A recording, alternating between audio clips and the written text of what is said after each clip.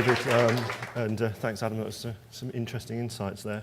I think we've had an interesting morning, and certainly some of the stuff we heard already points towards the importance of the user experience.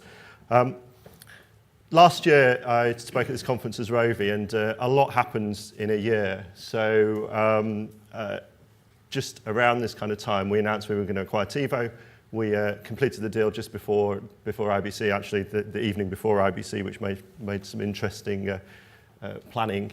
But what I wanted to do, unlike Adam, who everybody knows who a CEDO is, I just wanted to take a moment just to tell you about who the new TiVo is, because what we find and what I find going out there is a lot of people have a very narrow view of an understanding, because TiVo has been such a strong brand in the marketplace. And now what we've done is taken everything that we had as Rovi, everything that TiVo had, and all of the brands that are under TiVo, and put them together as the new TiVo to provide, form one of the world's leading entertainment discovery technology companies.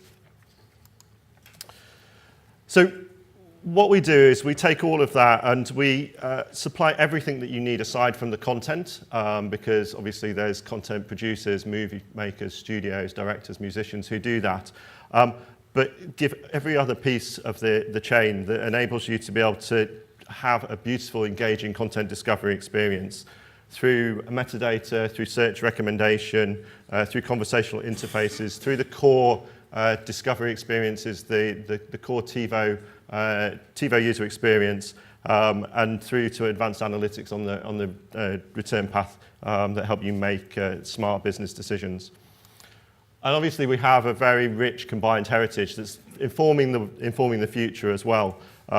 So back 25 or more years ago, actually we started by the whole revolution of bringing information onto the screen, starting to put TV guides.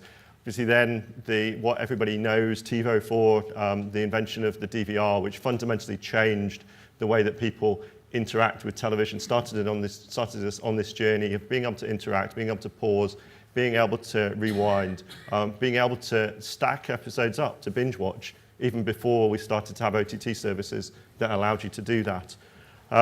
Through winning 7 Emmys for our services, through to actually starting to get that second screen. I mean, if you look, iPads only really came about 7 years ago. There wasn't the tablets and things before that. So starting to do that. Through introducing conversational interfaces, and we'll talk a little bit more about that as one of the ways to make things easier. Through to, more recently, obviously launching conversational services and voice search in the European market, to launching the latest generation of the TiVo user experience with network DVR now, so not just a DVR in the box, with Vodafone in Spain, to even just this week launching with Cable Onda in Panama, the latest generation of the TiVo 4K gateway experience, and a new VOD discovery dashboard for their passport product as well. So what I wanted to do, just to kind of set the scene, was really look at kind of some of the expectations of consumers. And one of the things you see as a consumer sits down to view video entertainment, they'll sit somewhere on this continuum. They'll know what they want to watch, and you need to be able to get them to that content as quickly and seamlessly as possible, because they want the content. We've seen that already. Through to actually, they don't really have a clue what they want to watch, so you need to help them to do that. There's some BBC audience research from 2014 that said that 82% of people actually sit on that end of they sit down, they know what they want to watch. Actually, more recently, what we're finding is actually it's getting to be more 50-50. There's so much choice out there that people don't necessarily know so much what they want to watch, but they want to still get to the content, and they don't want to have barriers in the way. So when we look at actually content consumption, we obviously in the industry we hear all these headlines of videos dying, linear's dying. Actually, what we're seeing is actually video consumption continues to be very strong. These are figures from our consumer research survey that we do on a global basis every year. And so you've got, obviously, about 4 hours a day people spending watching video content. That could be linear, it could be streaming, a mix of it. Here in the UK, obviously 4.3. Some of the markets, like Japan, are lower. I think it kind of plays a little bit into what we heard from Amper this morning as well, with 39% of people actually having pay TV and OTT services. What we've also seen is that actually in the US market, about 45% of people have told us in the surveys that they like to view live content when it airs. It's about 37% globally, so the US market was tending still towards people wanting to view live, whereas actually in the UK market, it was only 26% of people. I think some of that speaks to us having had a longer heritage of kind of especially the public service broadcasters and our commercial broadcasters doing catch-up services. When it actually comes to binging and what we talked about earlier, around about 33% of people say they like to binge watch here, and the numbers are very close to that globally as well. And the other thing we saw, so when people are searching for content, actually they're spending a reasonable amount of time actually looking for content. What we saw is people frequently planning their day around their favourite content as well. It's around about 28% of people will plan their day around when they're going to watch content or when their content's actually going to be on. Here in the UK, it was actually slightly lower, only just over 20%. Another area that everybody likes to talk about is around how the different demographics and the different generations actually interact with content and their content consumption habits. And what we did, and this again is from our global survey, and this focuses actually on the US market, where there was a slightly bigger sample size. What we find is actually those younger generation, the millennials and the Generation Z or Z, have differing content consumption habits, and we all know that. We all talk about it. But actually, what we see is certainly in the how much time they spend watching video. It's about 11% more. Over 6 hours a day, and when they're searching for content, actually a third more. So it kind of points to actually the more video you watch, obviously the more you spend time searching, but actually they're spending even more time proportionally searching than the amount of extra content that they're watching. It kind of also, some of these figures fit with what Richard from Ampo was saying this morning around, and we see similar kind of numbers, around 2.6% of people actually stacking their OTT services. So where we've got, in the millennial case, 91% of people having that SVOD or OTT subscription service, what we're also seeing is that same behaviour of people, because of the fact, and it was on the Ampo slides this morning, there was only, on the US market, I think there was only 2,000 titles that were common between all the services. Because of these exclusivity deals, because people are doing their own original content, actually subscribers are having to take more than one service to get all the content that they want. And certainly the other thing we see is actually there is this huge appetite for content, but there's also at the same time very little patience of people, and they're ready to do and do something that we found really coming to the fore in the research last year, and we called it show dumping, and it's kind of an alarming new trend. And it's where people have invested an awful amount of time into the content that they love to watch. And they get to a point where they just stop watching it. And it's not because they don't like the content anymore. It's actually, when we talk to them, we find it's because the content's become too difficult for them to get hold of. And it averages around 37% across the globe. Obviously, you've got differing in different markets. But the same thing that's kind of worrying is actually it's those kind of big name titles that are the ones that are suffering from this as well. When you ask people which shows have they dumped, it's those kind of shows. Interestingly, millennials, like I said, have big appetites but less patience. Actually, they really do have less patience, because 54% have say that they've done this behaviour. Older people and the older generations, actually the numbers are a bit less. When we looked, and one of the other things we do, obviously we do this big global survey, but also we run a quarterly survey in the US market, where we've been tracking for about the last 6 or 7 years. And what we see there, when we talk to people about the reasons why the show dumped, there was some interesting numbers coming out. So in the latest edition, the Q4 version, we saw some of the reasons that people gave were new seasons and episodes not being available on a particular streaming service. 31% of people gave that as their reason for having show dumps, which is an increase of just over 6% on the previous quarter. Content not being available on a service that they currently subscribe to, again, was about 30%. And then people who said, actually, I didn't get it because I've downgraded the service that I had, was around about 18%. I think certainly it speaks to, obviously everybody wants to have those big exclusivity shows to pull people in, but actually from the consumer point of view, actually it's also stopping people from accessing, and especially when you look at that, what Richard talked about this morning, that stacking, and we get to the point where actually we're paying more for content than we ever used to because we've stacked one price on top of the next on top of the next, and points back towards that going back towards that aggregator role, and then you get to actually needing to have an aggregated service. We also, in the Q4 survey, asked people about finding something to watch and their level of frustration around their experience. And what we see is actually 2/3 of people are saying that they're always or sometimes left feeling frustrated in their search for content. And this goes across the whole pay TV user base. So it's not just TiVo users, actually it goes across the whole North American pay TV space. And so they're saying that I feel some frustration in this. It's not giving me what I want. And that's gradually been ticking up. And I think some of that is obviously on the fact that we're giving people more and more content. And some of the reasons that they say is they feel overwhelmed by the number of channels that are on the guide, or it's too many clicks and searching just takes too long.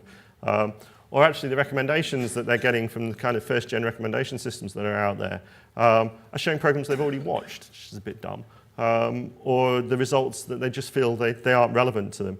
And another frustration, obviously, is that one of where they don't have that aggregated search, that overarching search layer that gives them access to all of the content. They're still having to dive into different apps and things, which we all know is very, very frustrating.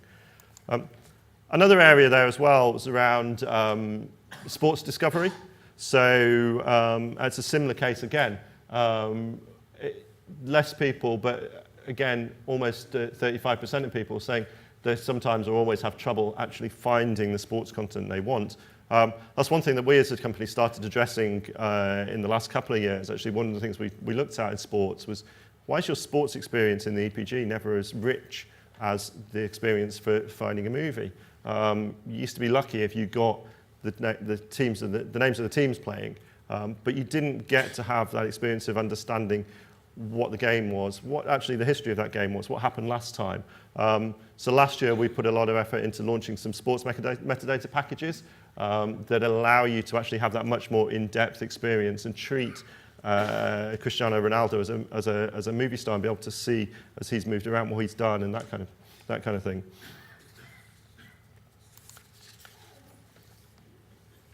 So after all of that, I don't want everyone to lose hope because actually there's a lot out there that you can do.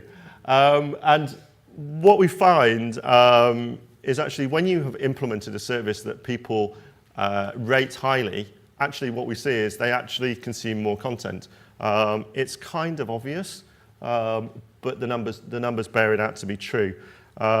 And certainly you see, so in the US market, if those people who are rate their service 8 out of 10, they're watching about the national average. As soon as you go above 8 out of 10, actually what you see is 34% and 21% increase in daily viewing hours for search and recommendation. Also, again, put this against some of the other numbers that we've seen and some that we talked about last week at the DTG, was people, if they've got a service that gives them what they want, they're also prepared to pay more money for it as well. And so one of the interesting stats is we all think the millennials want everything for free. Actually, through the numbers that we see, just over half of them, 55%, actually said they would be willing to pay extra to get a service that gave them a really stellar search and recommendation, and that's what they want. So back to that continuum, and one of the things that we see, and certainly when we're talking about this side, about recommendation, what's happened as we've seen the kind of first generation of recommendation systems go out there is there was always this promise it was going to broaden your horizons.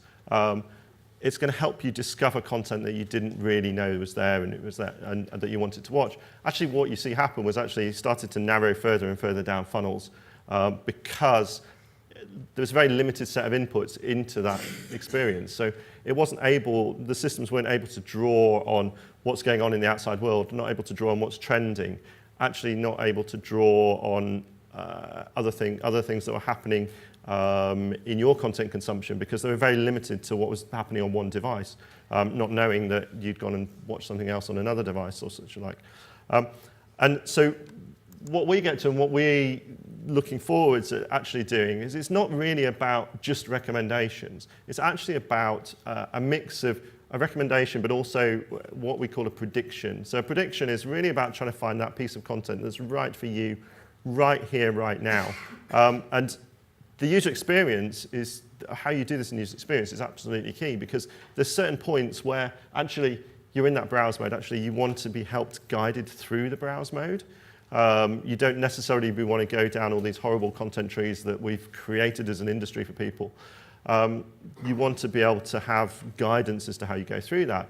But when you come to it, press the home button on the guide, actually, or even bring up the now next bar, you're doing something because you've lost interest generally in what you're doing right now. And we want to give you what's best for you right now. What can I trade up to?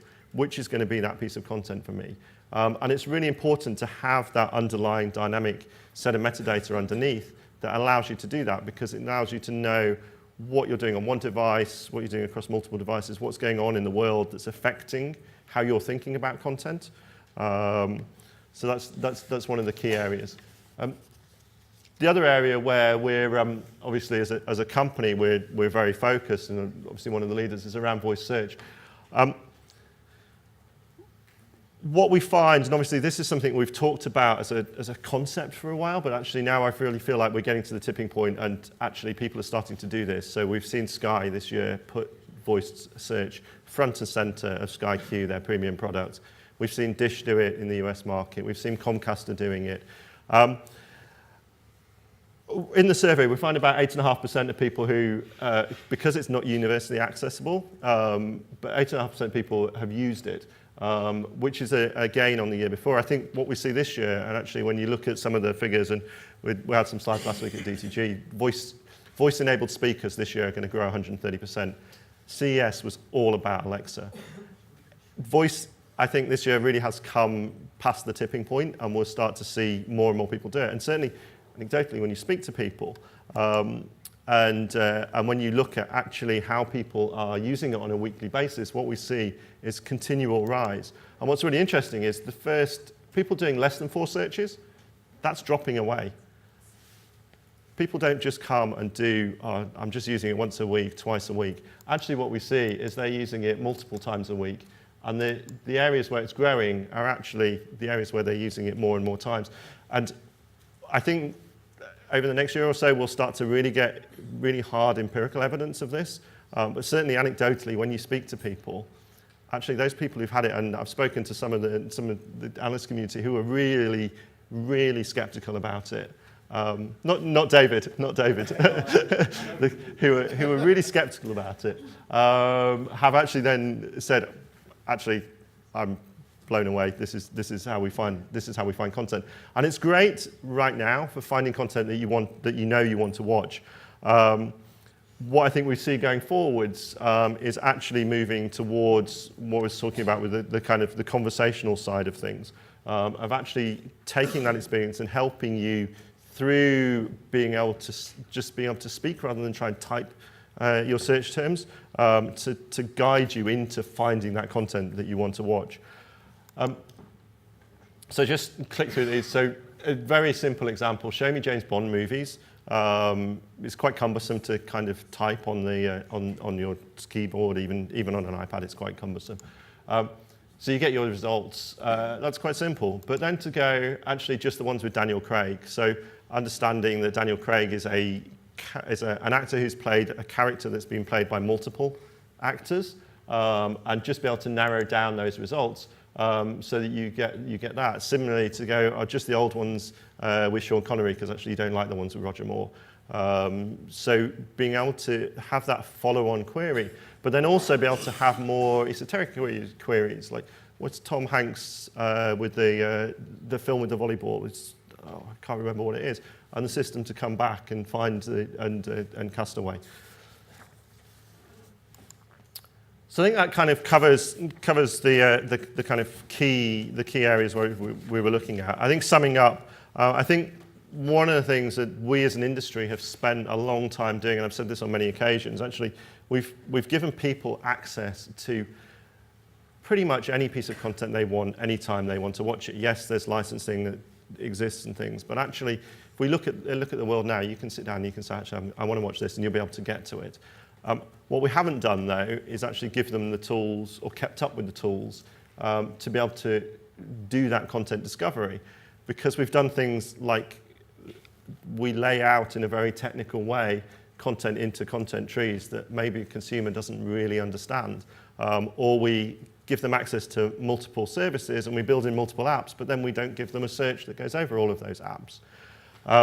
So some of the things I think that we can start to do, and certainly that we're really focused on around trying to re-simplify the user experience, is things around using dynamic metadata to drive systems that can allow you to predict what somebody wants to watch. Using voice and conversational search to remove that need to actually, even in the first place, to search for search. You just click the button on the remote and you just say it, and here comes the content.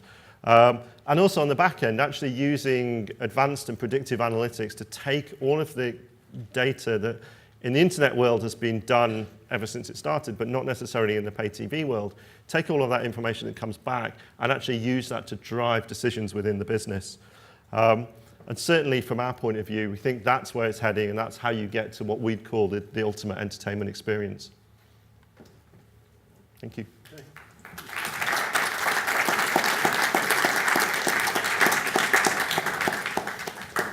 Actually, I think I am one of the skeptics about voice, generally. Yeah. But then I go back to the days of, those of you from the UK may remember a car called the Allegro. Oh, God, yeah. That really is going back. Was it beige? You should be laughing if you remember it. Was it beige? That was, eh? Was it beige? It was some disgusting 1970s colour, yeah. But I think those sort of early experiences have certainly coloured my general view. But it's such a challenge to get people to change their behaviour over time. This seems to be one of the main issues. Yeah, I think it is a challenge, and it's one that we've always known is there. I think what we do see though is we do see with more and more devices coming out and more publicity, and those devices being, yes, in the first instance, obviously we've tried to do voice in multiple ways, and it's never been very good. It's not been able to recognise accents properly. Right. It's been quite frustrating. Actually, what you see now, and what you see with and in the past, it's also been very template-based. You have to say things in a certain order. You have to repeat yourself. You couldn't say like that, show me James Bond movies, show me just the ones with Daniel Craig. You'd have to then go, show me James Bond movies. Show me James Bond movies with Daniel Craig. And it's like, so having these new systems that do it, and you see there in the figures, you see the number of people who are using it very little is going down, the number of people who are using it more is going up. And I think some of it there is you need to get over that hurdle, but I think more and more people are getting over the hurdle. The progress that's been made under the hood is just extraordinary. Yes. Follow that for now for 30 decades. It's this whole AI business and. Yes. And it feels like we're reaching a tipping point. I think we are reaching a tipping point if we haven't already reached it. Yeah. And I think some of that things like the AI behind it, where actually self-learning of you and self-learning of your habits, but also things like tuning the actual voice recognition so that it understands the way you speak more and more automatically. Yeah. Are there any questions from the audience? Because I've got one other for Charles if nobody wants to chime in. There's just one at the back here. Just wait for the mic. Could you state your name and affiliation? Bert Mercier from VOO. We're a smaller cable operator operating in Belgium. I have this question for you. If you would have to split your money across user experience, browsing, search, and recommendation, how would you split it? That's a good question.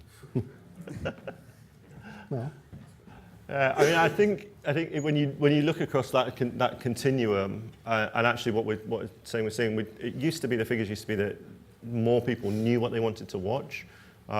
Actually, what we're seeing more in the figures now is actually it's getting to be more equal. There's people, half of people know what they want to watch, the other half of people want you to help them to find it. So I think within the user experience, obviously you've got a key challenge of getting people to that content that they want as quickly as possible.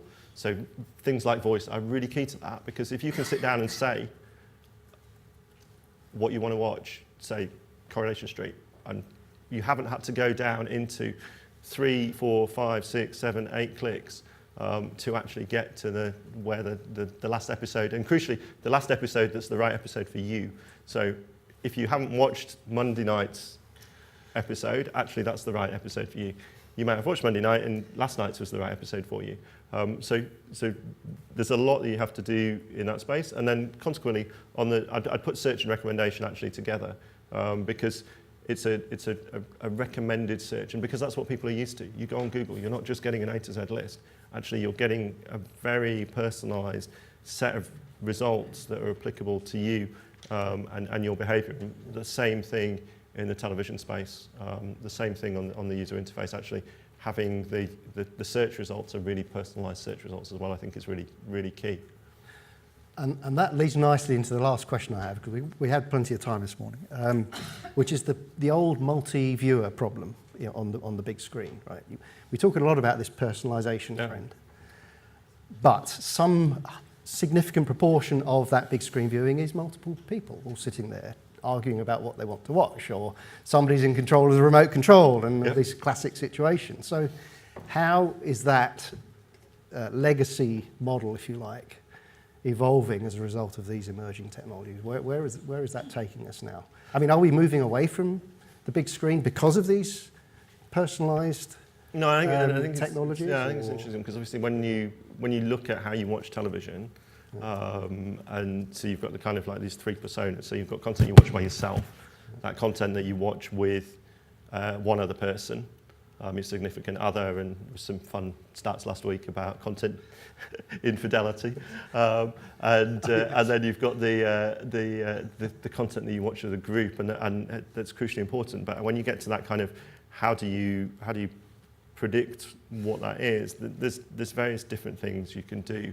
I mean, you've got devices already with cameras that can detect, like Xbox, which people don't like. I mean, cameras, you know, on the TV. Yeah. So not necessarily. So you just mean there's two things. One is obviously a camera and the kind of spooky facial recognition that the government does as you walk through the tube station, right. or just actually being able to detect a multiple presence. Yeah, I think actually an interesting one is in the voice space, because obviously you can determine different voices. That's very easy. We see biometrics in voice already. You can use it to log into your bank. If I phone up the bank, you could, people do. And so you can detect when there's multiple people. So you can start to build up a picture of actually this is the type of content. I think going forwards, actually, you can also get a lot of the emotion side from it as well, as understanding how people are reacting to content. Is an interesting part of it. But you still do have that, and one thing you do is tend to, in the big screen scenario, unless you can be sure that there's only one person watching, actually you tend to be a little bit more conservative, and treat it more as it's a group watching. But you can do other things as well around things like time of day, noticing those patterns of 4 o'clock in the afternoon. Actually, this TV is always having cartoons on it. It's kids coming back from school and having done their homework, hopefully having allowed a little bit of television, compared to what's on in the evening or what's on in the morning. And those classics, like, you don't want to recommend a movie to someone at 8 o'clock in the morning, generally, because they want the traffic and weather before they go to work. But consequently, there might be people who have done the night shift, actually have come in, just want something to zonk them out. So actually, in that case, a movie at 8 o'clock in the morning is very relevant. Yeah. But it's about knowing who's in that group and who it's for. Yeah. Well, the whole area of, as you say, presence sensing and recognition is moving incredibly quickly. I saw some impressive and also somewhat scary demonstrations at NAB, in fact. Yeah. And the sort of video recognition, and as you say, they're beginning to sense emotions based on sort of camera technology now. So it seems like there's plenty of work to do and plenty of progress to be made. Yeah. I mean, we did some work with a company a couple of years ago, actually a London startup, around level of anxiety when watching horror trailers, as to be able to judge how scared they were, essentially. Yeah, absolutely. Okay. It's fun. All right. Well, thanks again, Charles. Very interesting.